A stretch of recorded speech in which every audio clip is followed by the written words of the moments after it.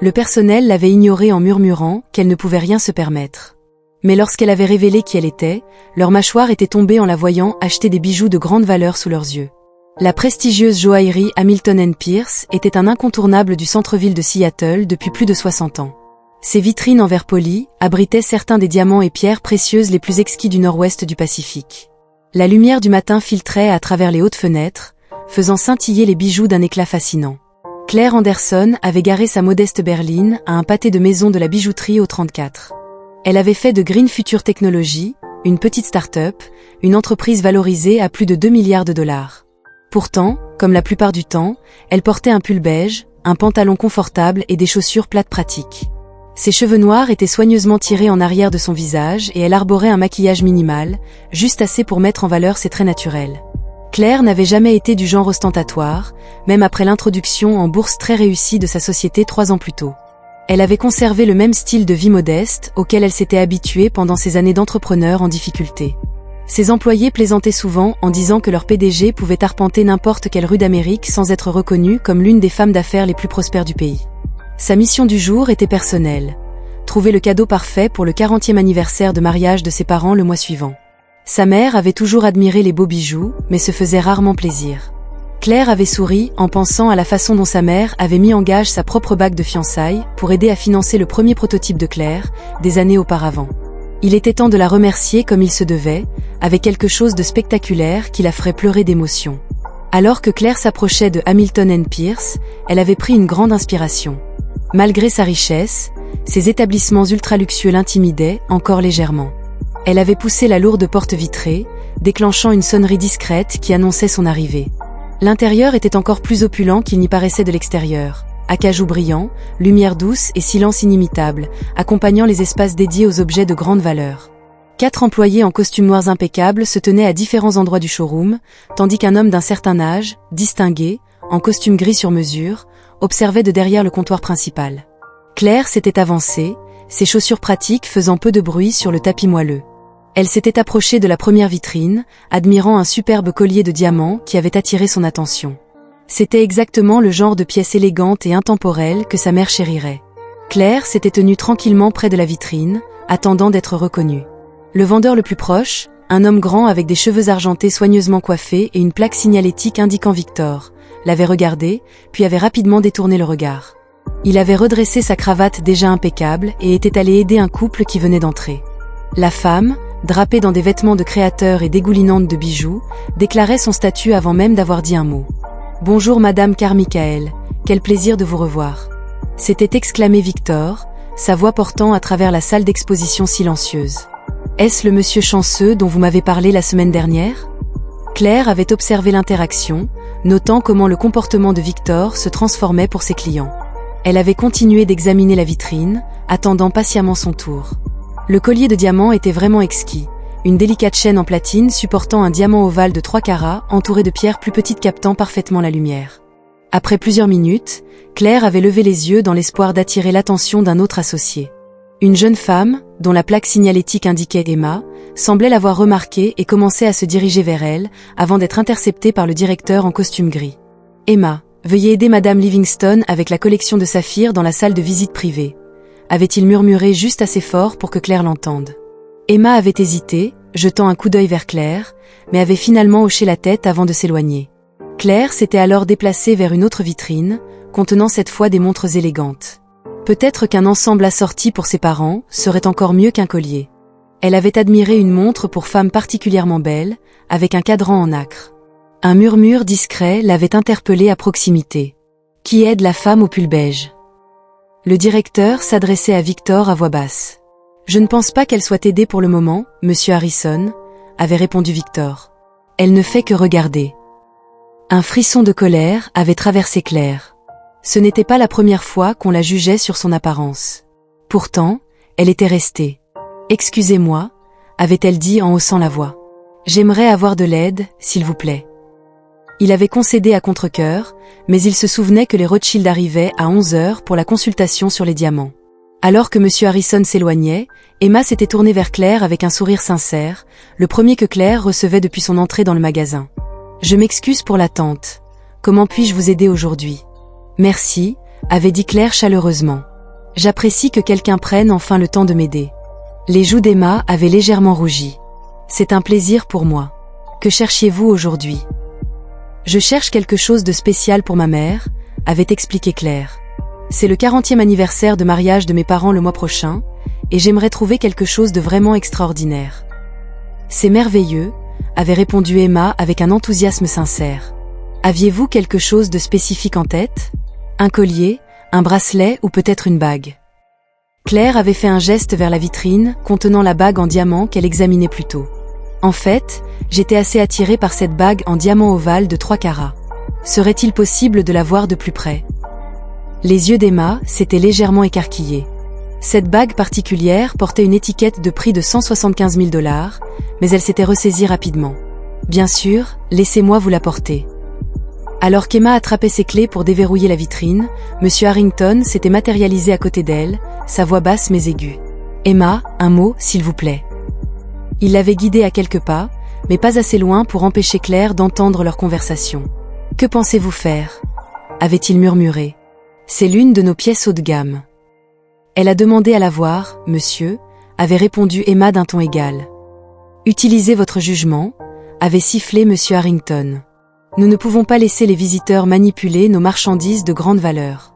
Montrez-lui d'abord quelque chose de la collection d'entrée.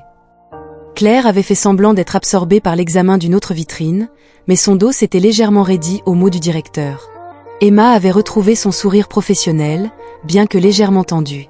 Je m'excuse pour le retard. On pourrait peut-être commencer par quelques-unes de nos nouvelles pièces. Elles sont vraiment belles. Elle avait hésité, visiblement mal à l'aise avec ce qu'on lui demandait de dire. Claire avait croisé directement le regard d'Emma. Je comprends ce qui se passe ici, Emma, et ce n'est pas de ta faute, mais je suis particulièrement intéressée par cette bague en diamant ovale et j'aimerais la voir. Si cela pose un problème, je peux certainement aller voir ailleurs. Emma avait jeté un coup d'œil nerveux à M. Harrington, qui aidait maintenant un autre client.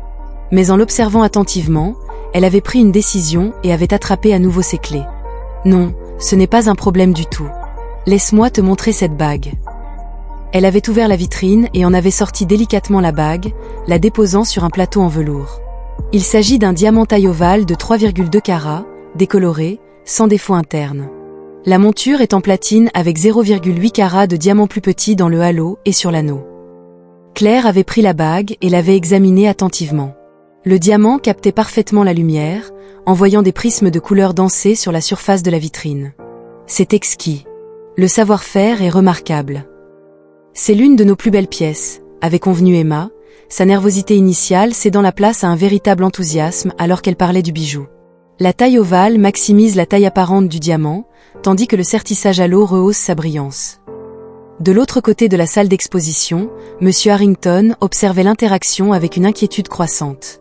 Il s'était excusé auprès de ses clients actuels et était retourné vers Claire et Emma. « Comment ça va ici ?» avait-il demandé, sa voix agréable, mais ses yeux trahissant son appréhension alors qu'il regardait Claire manipuler la bague coûteuse. Emma a été extrêmement utile.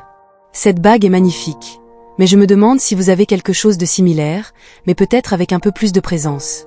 Ma mère a toujours aimé les pièces de déclaration. Les sourcils de M. Harrington s'étaient légèrement levés.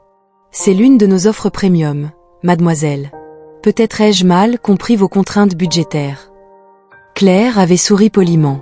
Je ne crois pas avoir mentionné de contraintes budgétaires, M. Harrington.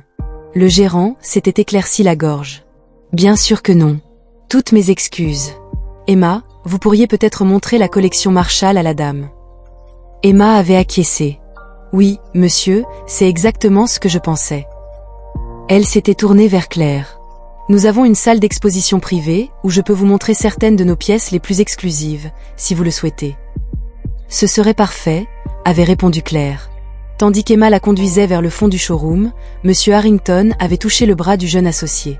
Attention, avait-il murmuré. La collection Marshall commence à 250 000. Soyez diplomate. Emma avait hoché la tête et avait continué en conduisant Claire vers une pièce élégamment aménagée à l'arrière du magasin. Son regard avait été attiré par un collier particulièrement magnifique, orné d'un diamant central remarquable et de pierres plus petites tombant en cascade. C'est l'un de mes préférés, avait admis Emma en retirant soigneusement le collier. C'est une pièce centrale en diamant en forme de poire de 5,7 carats, avec plus de 12 carats de petits diamants en cascade. La pièce s'appelle Midnight Falls. Claire s'était levée pour examiner le collier de plus près. Le design est incroyable. Celui qui a créé cela a un œil remarquable. Merci, une voix était venue de la porte. Une femme élégante d'une 60aine d'années se tenait là, ses cheveux argentés tirés en arrière dans un chignon chic. Je l'ai conçue l'année dernière, avait-elle ajouté. Emma s'était immédiatement redressée. Madame Marshall, je ne savais pas que vous veniez aujourd'hui. Je n'en avais pas l'intention, avait-elle répondu en fixant Claire. Gérald m'a appelé pour me dire qu'une jeune femme était intéressée par la collection et voulait que j'évalue son sérieux. Ce dernier mot portait une pointe de désapprobation, non pas envers Claire, mais envers la situation. Claire avait immédiatement compris que la propriétaire du magasin ou la créatrice avait été appelée pour évaluer si elle faisait perdre du temps au personnel. Madame Marshall, voici madame. Emma s'était interrompue, réalisant qu'elle n'avait pas demandé le nom complet de Claire. Claire Anderson, avait répondu cette dernière en lui tendant la main. Madame Marshall avait légèrement incliné la tête, et quelque chose avait vacillé dans son regard. Claire Anderson de Green Future Technology. Claire avait hoché la tête. Oui, c'est moi. L'atmosphère dans la pièce avait instantanément changé. L'expression de Madame Marshall était passée d'une évaluation polie à une chaleur sincère. Ma chère, c'est un honneur de vous rencontrer. Votre travail dans le stockage d'énergie durable est révolutionnaire. Mon mari et moi sommes investisseurs dans plusieurs entreprises de technologie verte. Emma avait observé les deux femmes, la confusion se lisant sur son visage. Vous vous connaissez ? Pas personnellement, avait clarifié Madame Marshall, mais tout le monde dans le monde des affaires connaît Claire Anderson. Elle est l'une des entrepreneuses les plus prospères de sa génération. Claire avait souri modestement. C'est très gentil, même si je pense que les médias exagèrent mes réalisations. Madame Marshall s'était ensuite tournée vers Emma. Emma, veuillez informer Monsieur Harrington que j'assisterai personnellement Madame Anderson aujourd'hui. Puis, elle s'était adressée à Claire. Si cela ne vous dérange pas. Pas du tout, avait répondu Claire. Toutefois, Emma a été merveilleuse et j'aimerais qu'elle reste impliquée également. Bien sûr, avait acquiescé Madame Marshall. Dites-moi maintenant ce qui vous amène chez Harrington aujourd'hui. Un achat pour vous ou un cadeau peut-être.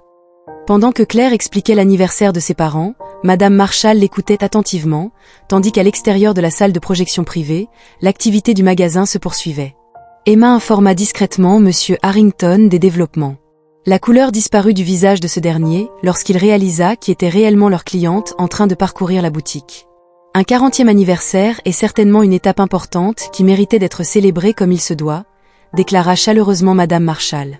Et compte tenu de ce que vous m'avez dit à propos de votre mère, qui avait mis en gage sa propre bague pour aider à démarrer votre entreprise, elle mérite quelque chose de vraiment exceptionnel. Elle se tourna vers Emma. S'il vous plaît, apportez également la collection Céleste. Je pense que la suite Polari pourrait être parfaite. Emma hocha la tête avec empressement et quitta la pièce. Monsieur Harrington apparut alors dans l'embrasure de la porte, son comportement complètement transformé. Son attitude dédaigneuse avait disparu, remplacée par une impatience presque désespérée de faire plaisir.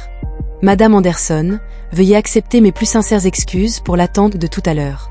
Si j'avais su qui vous étiez. C'est précisément le problème, n'est-ce pas, Monsieur Harrington ? L'interrompit Claire, sa voix calme mais ferme. La façon dont quelqu'un est traité ne devrait pas dépendre de qui il est ou de ce qu'il porte. Madame Marshall haussa un sourcil et regarda tour à tour Claire et le directeur, désormais mal à l'aise. « Gérald, y a-t-il quelque chose que je devrais savoir ?» Avant que Monsieur Harrington ne puisse répondre, la porte de la bijouterie s'ouvrit, laissant entrer un homme de grande taille, vêtu d'un costume impeccable et portant un portefeuille en cuir. Le personnel le regarda scruter la pièce. Lorsqu'il aperçut Claire par la porte ouverte de la salle d'exposition privée, il marcha directement vers elle. « David, timing parfait », dit Claire alors que son conseiller financier entrait dans la pièce. « Madame Marshall, voici David Chen, mon directeur financier. » Madame Marshall salua chaleureusement David, tandis que Monsieur Harrington restait anxieusement en retrait. Emma revint, portant une autre boîte qu'elle déposa soigneusement sur le comptoir. Comme demandé, la collection Céleste, annonça-t-elle en ouvrant la boîte, révélant des pièces encore plus spectaculaires que les précédentes. « Merci, Emma. dit Madame Marshall en sortant avec précaution une parure époustouflante composée d'un collier, d'un bracelet et de boucles d'oreilles. Les pierres centrales étaient de rares diamants bleus entourés de diamants blancs dans un motif rappelant les étoiles du ciel nocturne. C'est la suite Polari, expliqua-t-elle. Les diamants bleus sont parmi les plus rares au monde. Moins de 0,1% de tous les diamants possèdent cette coloration naturelle. Les yeux de Claire s'écarquillèrent. C'est absolument magnifique. Ma mère adore le ciel nocturne. Elle m'emmenait observer les étoiles quand j'étais enfant. David ouvrit son portefeuille. J'ai apporté les documents que vous avez demandés, Claire. Claire hocha la tête. Madame Marshall, j'aimerais acheter la suite Polari pour ma mère, et le collier Midnight Falls que nous regardions plus tôt serait parfait pour l'anniversaire de ma sœur le mois prochain. Madame Marshall sourit. Excellent choix. Ensemble, ces pièces coûtent environ 3,7 millions de dollars. Les yeux de Monsieur Harrington s'exorbitèrent en entendant le montant, et plusieurs autres membres du personnel, rassemblés à proximité, échangèrent des regards choqués. Ça me semble raisonnable, répondit Claire calmement. David, veuillez organiser le transfert. David acquiesça et sortit quelques documents. J'ai tout préparé en fonction de vos instructions. Nous pouvons finaliser la transaction immédiatement. Pendant que David travaillait avec Madame Marshall sur les papiers, Emma prépara soigneusement les pièces sélectionnées pour l'emballage. Les autres membres du personnel, y compris ceux qui avaient ignoré Claire plus tôt, observèrent la scène dans un silence stupéfait. Pendant que nous finalisons cela, dit Claire avec désinvolture, j'aimerais aussi regarder votre collection pour hommes. Mon père apprécierait une nouvelle montre pour compléter le cadeau de ma mère. Bien sûr, répondit Madame Marshall. Gérald, s'il te plaît, apporte la collection de montres de Genève. Monsieur Harrington se dépêcha de partir et revint quelques instants plus tard avec une exposition de montres de luxe. Claire sélectionna une montre en platine avec de subtils index en diamant, ajoutant 215 000 $ supplémentaires à son achat. Je crois que cela complète mes achats pour aujourd'hui, déclara Claire. Elle s'arrêta en regardant Emma. Y a-t-il quelque chose que vous recommanderiez et que j'aurais pu négliger? Emma, qui était restée discrète jusque-là, parut surprise d'être consultée. Eh bien, le 40e anniversaire est traditionnellement représenté par le rubis. Nous avons un magnifique pendentif en rubis et diamant qui pourrait compléter la suite Polari. Montrez-moi, demanda Claire. Emma apporta alors le pendentif, un superbe rubis en forme de larme entouré de diamants. C'est l'une de mes pièces préférées, dit-elle avec un enthousiasme sincère. Alors je prendrai ça aussi, décida Claire. Pour l'anniversaire de ma mère plus tard cette année. David remplit les formalités administratives pour les articles supplémentaires, portant l'achat total de Claire à un peu plus de 4,2 millions de dollars. Il s'agissait de l'une des plus grosses transactions de l'histoire de la boutique. Une fois les documents finaux signés, les pièces furent soigneusement emballées dans des boîtes et des sacs élégants. Monsieur Harrington s'adressa de nouveau à Claire. Mademoiselle Anderson, encore une fois, je suis profondément désolé pour le malentendu de tout à l'heure. Si nous pouvons faire quelque chose pour nous rattraper. Claire se tourna vers lui.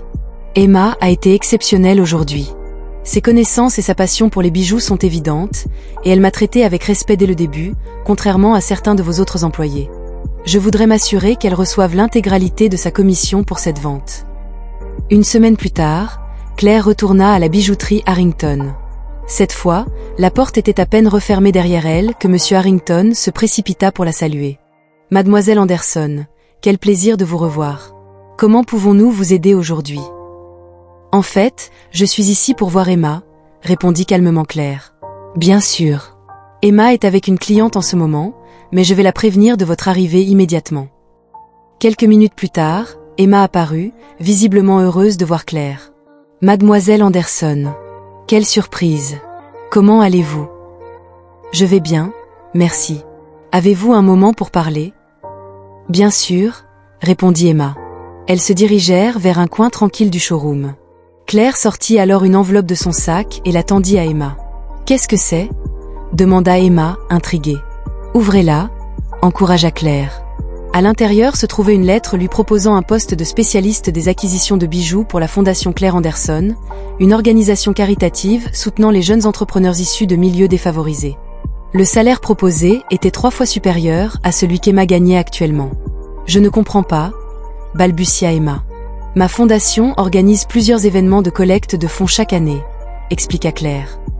Nous avons besoin de quelqu'un avec vos connaissances et votre intégrité pour organiser ces collections. Les yeux d'Emma s'embuèrent. Je ne sais pas quoi dire. Dites-moi juste que vous allez y réfléchir, sourit Claire. 2 semaines plus tard, Emma accepta. L'histoire du milliardaire au pull beige devint légendaire chez Harrington S, et l'enseigne utilisa cette visite comme étude de cas pour former ses nouveaux employés sur l'importance de ne pas juger les clients sur leur apparence. Merci d'avoir regardé, et à la prochaine dans une nouvelle vidéo.